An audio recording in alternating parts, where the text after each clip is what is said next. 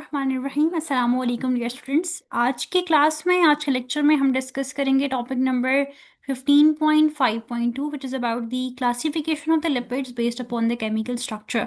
हम लोग आज लिपिड्स को क्लासीफाई करेंगे in the basis of their chemical structure. ठीक है, स्ट्रक्चर्स की बेसिस पे हम इनको क्लासीफाई करते हैं। अच्छा, हम लोग इसको फर्दर 3 मेजर क्लासेस में क्लासीफाई करने जा रहे हैं। मैं आपको बेसिक सा स्ट्रक्चर एक दिखा देती हूँ पहले से, कि हम लोग लिपिड्स की जो क्लासिफिकेशन करेंगे on the basis of the chemical structure. Chemical structure, तो इसमें हमारे पास इसकी 3 मेन क्लासेस होंगी। ठीक है, फर्स्ट वन हमारे पास क्या होती है? फर्स्ट वन हमारे पास यहाँ पे है सिंपल लिपिड्स। सेकेंड हम क्लासिफाई करेंगे इनको फॉस्फोलिपिड्स में, फोस्फोलिपिड्स में।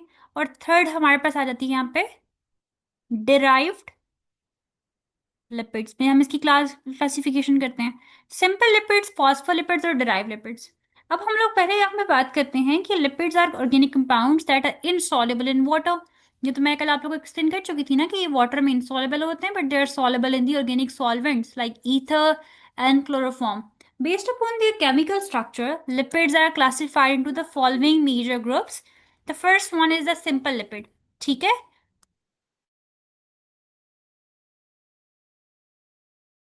अच्छा, फर्स्ट वन हमारे पास क्या होती है? Simple lipids. These lipids are formed by the combination of fatty acid and glycerol. जब फैटी एसिड और ग्लाइसरोल का कॉम्बिनेशन होता है तो इससे जो लिपिड्स की फॉर्मेशन होती है वो हमारे पास सिंपल लिपिड्स होते हैं। ठीक है, जब हमारे पास फैटी एसिड्स और ग्लाइसरोल के कॉम्बिनेशन से जो लिपिड्स की फॉर्मेशन होती है उनको हम कहते हैं कि ये सिंपल लिपिड्स हैं।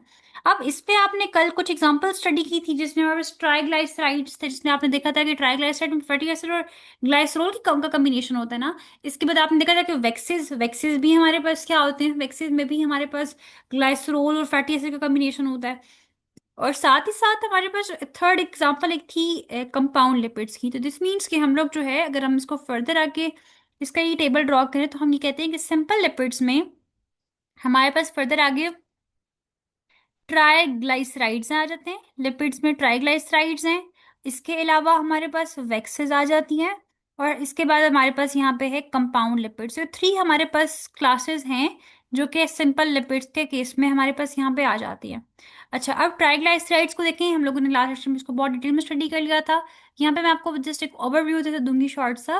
मेरे वो 1 glycerol and 3 fatty acids found in the animal fats and plants oils. ये ट्राइग्लाइसराइड्स जो हैं ये एनिमल फैट्स में और प्लांट्स ऑयल में प्रेजेंट होते हैं। They serve as the main energy storehouse for the organisms. ये इनका काम क्या होता है? ये एनर्जी को स्टोर करे होते हैं। ठीक है, ये एनर्जी की स्टोरेज का काम करे होते हैं। इसके बाद नेक्स्ट पॉइंट हमारे पास क्या है? Provide insulation, protection and act as the reserve source of fuel. Yes, इनका काम क्या होता है कि ये इंसुलेट करे होते हैं, इंसुलेशन का काम करना। इसके बाद प्रोटेक्शन, बॉडी की प्रोटेक्शन, को इंसुलेशन प्रोवाइड करना। और ये एज अ स्टोरेज भी काम करे होता है, ये रिजर्वायर भी काम करे होते हैं। Reserve source of fuel, fuels की रिजर्व सोर्स, यानी इनमें बहुत सा अपने अंदर इन्होंने ट्राइग्लाइसराइड्स में बहुत सा फ्यूल अपने अंदर स्टोर किया होता है। Excess carbohydrates are stored in of triglycerides. हाँ, जो कार्बोहाइड्रेट्स बॉडी को के पास एक्सेस अमाउंट में होते हैं, जब इनकी नीड नहीं होती, वो ट्राइग्लाइसराइड्स की फॉर्म में बॉडी में स्टोर हो जाते हैं। और जब उनकी नीड होती है तो फिर वो वहां पे बॉडी इनको यूज अप कर लेती है।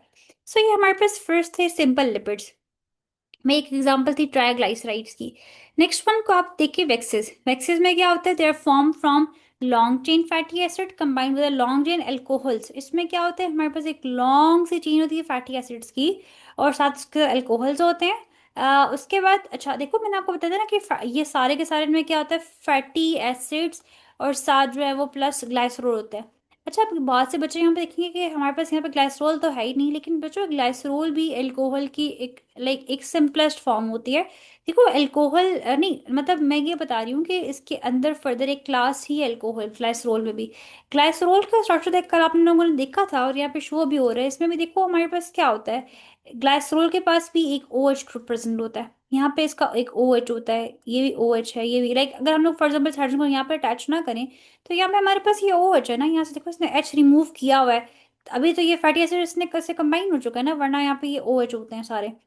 तो ये भी तो अल्कोहल है, इसके पास ओ एच ग्रुप होता है तो वो अल्कोहल होता है। तो यहाँ समझे कि ग्लाइसरोल्स में 3 अल्कोहल्स होते हैं।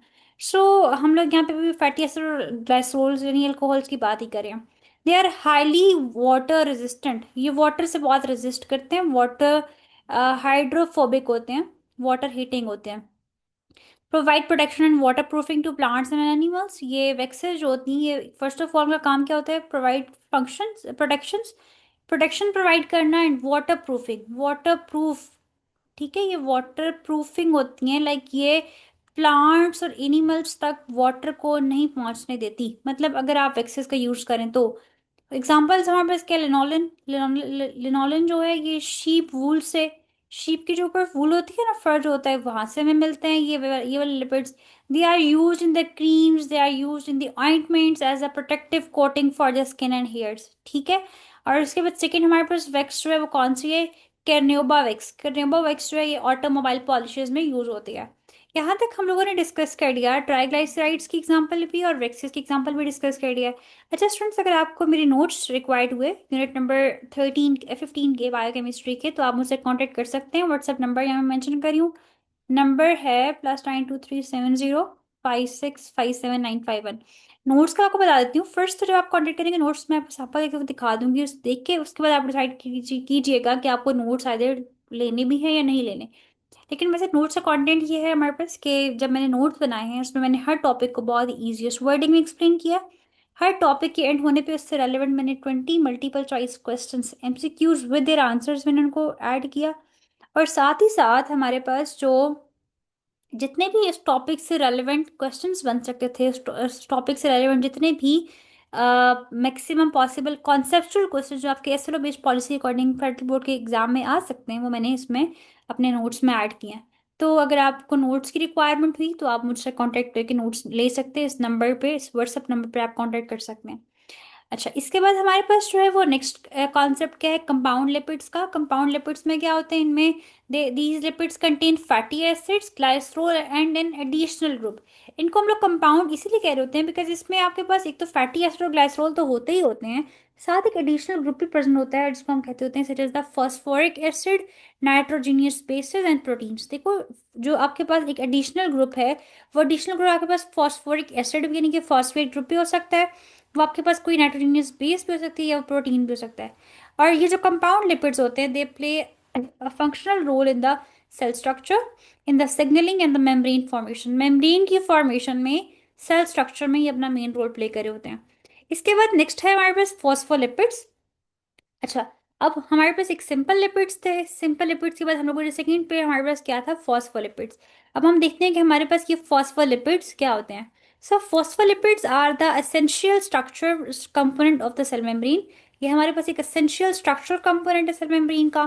स्ट्रक्चर की बात करें तो हम कहते हैं कि phospholipids consist of hydrophobic water repelling tail होती है इनकी, और हाइड्रोफिलिक हेड होता है, ठीक है। इनका देखो हाइड्रोफोबिक टेल होती है ना, हाइड्रोफोबिक टेल्स होती हैं, वाटर हीटिंग होती हैं, और ये किस तरह की बनी होती हैं, they consist of fatty acids. और फैटी एसिड्स में भी हमारे पास फर्दर एक सैचुरेटेड फैटी एसिड होता है, और जिसमें सिंगल बॉन्ड्स होते हैं जो कि स्ट्रेट चेन होती है, सैचुरेटेड फैटी फैटी एसिड्स। और एक हमारे पास जो है वो अनसेचुरेटेड अनसेचुरेटेड फैटी एसिड्स होते हैं हमारे पास, ठीक है। ये देखो, एक सिंगल आपको बिल्कुल स्ट्रेट चेन नजर आ रही है और एक जो है आपको यहाँ पे आके ट्विस्ट आ रहा है, तो ये डबल बॉन्ड होता है, यहाँ पे अनसेचुरेटेड फैटी एसिड की चेन आ जाती है। अच्छा, एक हमारे पास हाइड्रोफोबिक होती है, दूसरा हाइड्रोफिलिक। हाइड्रोफोबिक जो होती है वाटर रिपेलिंग होती है, हाइड्रोफोबिक मीन्स वाटर अट्रैक्टिंग, इसका हेड होता है। जो हेड पार्ट होता है वो हाइड्रोफिलिक होता है, इसके पास फॉस्फेट ग्रुप आ जाता है और ग्लाइसरोल होता है, ठीक है। तो ये हमारे पास जो हेड है ये वाटर लविंग होता है, ये हाइड्रोफिलिक पार्ट होता है हमारे पास, ठीक है।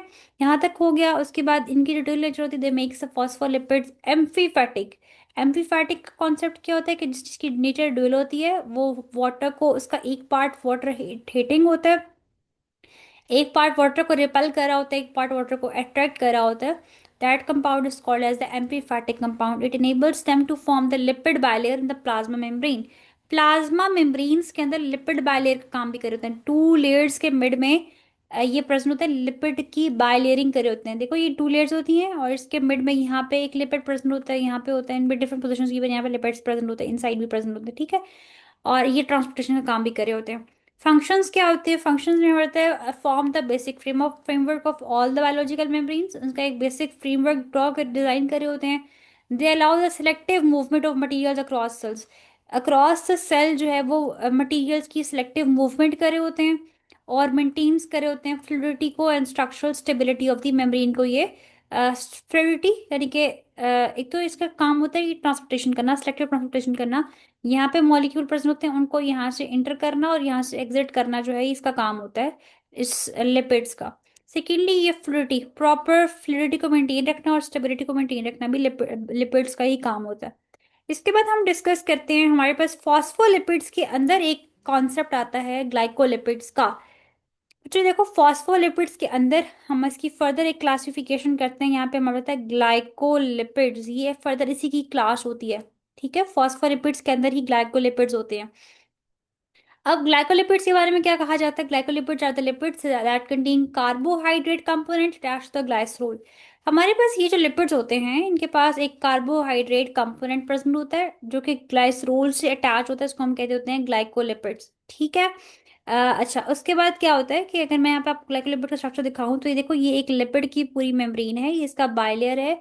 और यहाँ पे ये एक ग्लाइकोलिपिड है आपके पास। ये पूरा, इसके पास एक शुगर रेजिड्यू होता है और एक लिपिड रेजिड्यू होता है, और ये आपके पास ये कंप्लीट ग्लाइकोलिपिड का स्ट्रक्चर इस तरह से कुछ होता है। ठीक है, they are the lipids that contain the carbohydrate component which is attached with the glycerol. इसके बाद आगे आ जाता है इसका फंक्शन क्या होगा। ये हेल्प करता है इन दी सेल रिकॉग्निशन, सेल को रिकॉग्नाइज करने में, आइडेंटिफाई करने में हेल्प आउट करे होते हैं ग्लाइकोलिपिड्स। ये they aid in cell attachment during tissue formation, tissues की फॉर्मेशन के टाइम पे सेल्स को सेल्स से अटैच करने का काम कर रहे होते हैं। Contribute to the membrane stability, membrane को स्टेबिलिटी प्रोवाइड करे होते हैं। और ये इम्यून रिस्पॉन्स को के लिए बहुत इंपॉर्टेंट होता है, ये इम्यून सिस्टम को स्ट्रॉन्ग करे होते हैं। तो ये होता है हमारे पास यहाँ पे ग्लाइकोलिपिड। इसके बाद आता है नेक्स्ट, हमारे पास आता है डिराइव लिपिड्स। डिराइव लिपिड्स में हमारे पास क्या होता है? These lipids are form by the hydrolysis of simple and और कॉम्प्लेक्स लिपिड्स। यहाँ पे हमारे पास क्या होता है, ये जो लिपिड्स, डिराइव लिपिड्स होते हैं, ये किस तरह से बन रहे होते हैं? ये हाइड्रोलिसिस, जब हम लोग सिंपल और कॉम्प्लेक्स लिपिड्स का ब्रेक डाउन करवाते हैं in the presence of water. देखो हाइड्रोलिसिस क्या होता है? Break down in the presence of water. ठीक है, ब्रेक डाउन करना, ब्रेक डाउन करना in the presence of water. ठीक है, तो इसको हम कहते होते हैं इन प्रेजेंस ऑफ वाटर। तो ये होता है हमारे डिराइव लिपिड्स। उसके बाद की एग्जांपल्स क्या होती हैं? स्टीरॉइड इसकी फर्स्ट एग्जांपल है, और सेकंड एग्जांपल जो प्रोस्टाग्लैंडिन्स इसकी एग्जांपल्स होती हैं। अब देखो डिराइव लिपिड्स हम लोगों ने यहाँ पे स्टडी किया था, सिंपल हो गया, फॉस्फोलिपिड्स भी हो गए, डिराइव लिपिड्स की बात करते हैं। डिराइव लिपिड्स के अंदर जो हमारे पास टू एग्जांपल्स हम लोगों ने देखी हैं, कौन कौन सी एग्जांपल्स होती हैं? एक हमारे पास यहाँ पे आता है स्टीरॉइड्स, इनके पास एक होते हैं स्टीरॉइड्स, और दूसरा हमारे पास सेकंड एग्जांपल क्या होती है? प्रोस्टाग्लैंडिन्स। ठीक है, सो इसकी एग्जांपल, इसकी वो स्पेलिंग क्या होते हैं? प्रोस्टाग्लैंडिन्स। यस। अच्छा, अब हमारे पास यहाँ पे अगर आप देखो तो स्टेरॉइड्स क्या होते हैं? दे कंटेन द कोलेस्ट्रॉल, हम लोगों ने लास्ट में डिस्कस किया था इनको। Important for the cell membrane structure, ये सेल मेम्ब्रेन्स के स्ट्रक्चर के लिए बहुत इंपॉर्टेंट होते हैं।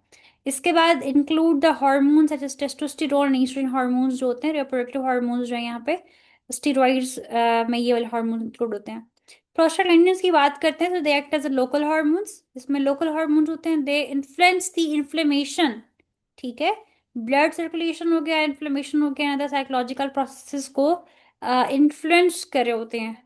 तो ये होता है हमारे पास डिराइव लिपिड्स। डिराइव लिपिड्स की यहाँ पे कुछ आप एग्जांपल्स भी देख सकते हैं इस तरह के। ठीक है, यहाँ पे ये आ जाएगा। इसके बाद हमारे पास जो नेक्स्ट टॉपिक है वो है, यहाँ तक हम लोगों ने टॉपिक अपना एंड कर लिया, 15.5.2 हम लोगों ने एंड कर लिया। अब आगे हमारे पास टॉपिक है 15.5.3 को हम डिस्कस करते हैं, and that is the classification of lipids based upon the functions. अब इसमें क्या होता है? Lipids perform many biological roles and are classified based upon their functions. First one क्या होता है? एनर्जी स्टोरिंग लिपिड्स होते हैं, एनर्जी स्टोरिंग लिपिड्स। अच्छा, ये हम लोग बात करें फंक्शंस की बेस पे। कुछ लिपिड्स का फंक्शन ये होता है कि वो एनर्जी को स्टोर करे होते हैं, कुछ का स्ट्रक्चरल फंक्शन होता है, स्ट्रक्चरल उनके लिपिड्स होते हैं, एक स्ट्रक्चरल रोल होता है। फंक्शंस में भी फंक्शन उनके स्ट्रक्चर की बेस फंक्शंस होते हैं, लेकिन उनके जो लिपिड्स के जो पार्ट्स हैं, कंपोनेंट्स हैं, वो अपने फंक्शंस प्ले करे होते हैं। फंक्शन अपना रोल प्ले कर रहे होते हैं। सिग्नलिंग लिपिड्स, कुछ का काम होता है सिग्नलिंग करना, सिग्नल्स, अभी इसको देखते हैं ये क्या होता है। और एक होता है प्रोडक्टिव लिपिड्स। फर्स्ट वन है हमारे पास एनर्जी स्टोरिंग लिपिड्स जो होते हैं, इसमें क्या होता है, triglyceride store energy in the adipose tissue for future use. ठीक है, फ्यूचर में यूज करने के लिए। देखो कि आपके पास, मैंने आपको यहाँ पे शो भी किया है, सेल्स के अंदर, सेल टिश्यूज में देखो ये कुछ आपके पास सेल्स में एडिपोज टिश्यूज प्रेजेंट होते हैं। सो इनका काम क्या होता है, they store the information, they store the like triglycerides, sorry, triglyceride जो होते हैं ये एनर्जी को स्टोर करे होते हैं एडिपोज टिश्यूज में। यस, ट्राइग्लिसराइड्स जो होते हैं दे आर लिपिड्स, राइट। और ये लिपिड्स का काम करे होते हैं, ये एनर्जी को स्टोर करे होते हैं कहाँ पर, ये एनर्जी को स्टोर करे होते हैं एडिपोज टिश्यूज के अंदर। ठीक है, जब इन्होंने एडिपोज टिश्यूज के अंदर कोई एनर्जी स्टोर करनी होती है, जब एनर्जी को स्टोर करना हो तो एडिपोज टिश्यूज के अंदर स्टोर कर रहे होते हैं। इसके बाद आते हैं structural lipids. These lipids make up cell membranes, का काम सेल मेम्ब्रेन की फॉर्मेशन करना होता है। लाइक फॉस्फोलिपिड्स का काम क्या होता है, they form the basic structure of the cell membrane, like phospholipid bilayer. और ग्लाइकोलिपिड्स में क्या होता है, they help in the membrane stability and the cell's regulation. ठीक है, मेम्ब्रेन की स्टेबिलिटी का काम करना और सेल्स को रिकॉग्नाइज करना इनका फंक्शन होता है। इसके बाद सिग्नलिंग में क्या होता है, इसमें हमारे पास एक एग्जाम्पल आ जाती है सिग्नलिंग लिपिड्स के अंदर, दैट इज दी ईकोसेनोइड्स। इसमें क्या होता है, contain the prostaglandins and leukotrienes, तो इसके वजह से होते हैं। और इसमें भी क्या होता है कि इम्यूनिटी, उसके बाद इन्फ्लेमेशन और बाकी जितने भी रेगुलेटरी प्रोसेस होते हैं उसमें इन्वॉल्व होते हैं। ठीक है, इसमें आप इसका स्ट्रक्चर देखो जरा, इसमें क्या आपके पास शो हो रहा है कि they are the prostaglandins and are related and related compounds are collectively known as the eicosanoids.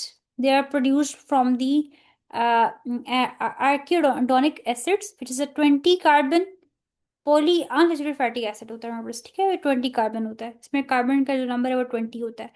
और नेक्स्ट आ जाता है प्रोटेक्टिव लिपिड्स में, क्या होता है कि इसमें एग्जांपल्स की वैक्सीज आ जाती हैं। They form a protective coatings on the plant leaves, fruits, feather, skin and the animal fur. So यहाँ तक हम लोगों ने डिस्कस कर लिया अपना टॉपिक नंबर 15.5.3।